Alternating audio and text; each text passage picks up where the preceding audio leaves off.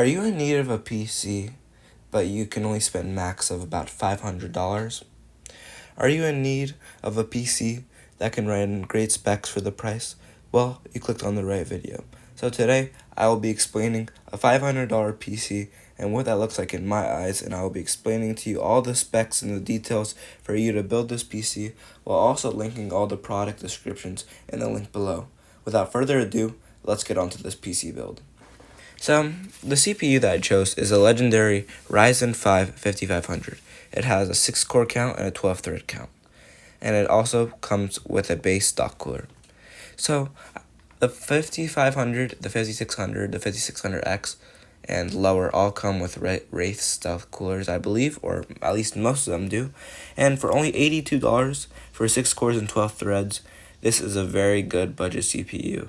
I suggest if you want to upgrade it for about $30 more, you can buy the 5600. I'm not stopping you, but this build is going to cut it around $500 to $550, so this is definitely the best option for that price.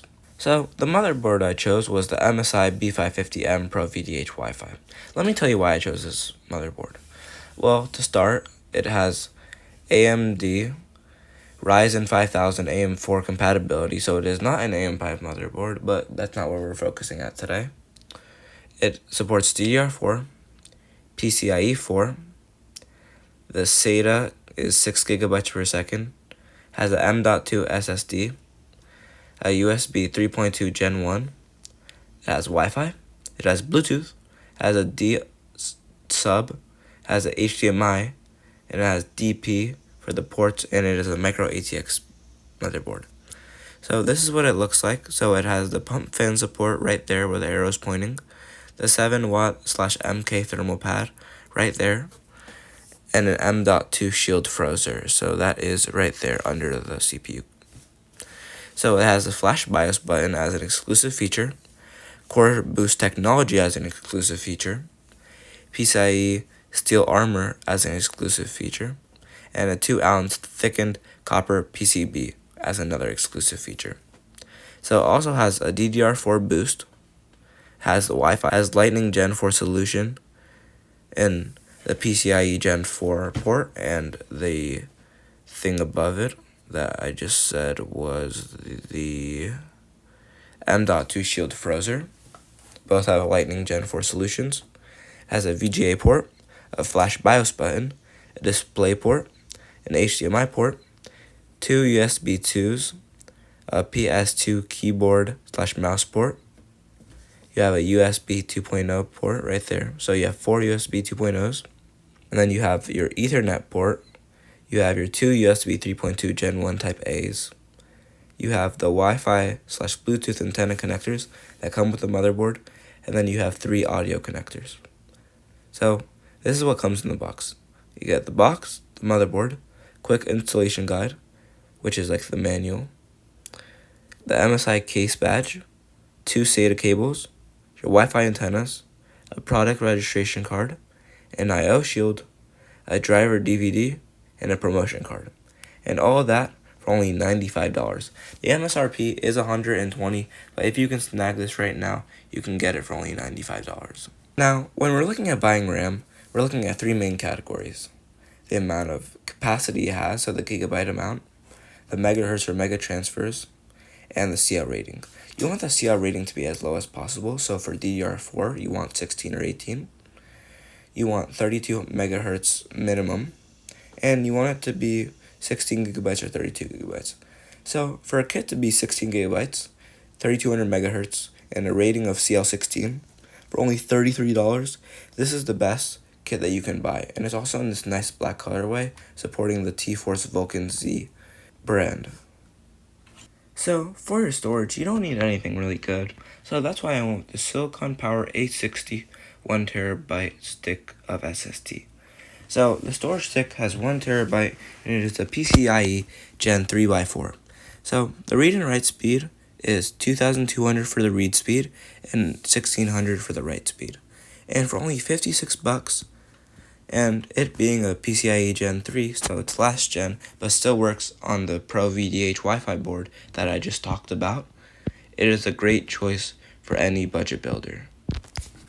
So, in my opinion, for a GPU, I'd say go with the ASRock Challenger Arc A580 for only $150. But some people might say, oh, but Intel doesn't have good graphics. Oh, but Intel's graphics are unstable. Bruh, it's mid-2024. All those comments aren't relevant anymore. Intel graphics have updated a lot, and they are much more stable now. And for only $150, with that game bundle included, which it costs $45 with the bundle, but you're getting it for free. So let me just show you what you get. You can either get Ghostbusters Echo Edition, Rift Breaker, Assassin's Creed Mirage, or Death Stranding. So you can choose one of those 4 games, and you get it for free with the Intel Arc A580 card. Now, I think that's pretty sweet. It's basically $195, but you're getting it for $150. So, you get 8 gigabytes of VRAM, which is pretty necessary now as this kind of minimum for a graphics card to play really any game at 1080p. So, now the power supply. So the power supply that I went with is the Apevia ATX PR 600 watt power supply.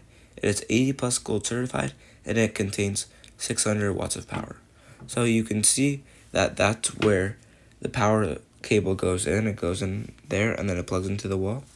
And it's a fully modular power supply, so it comes with all the cables that you need to plug in yourself.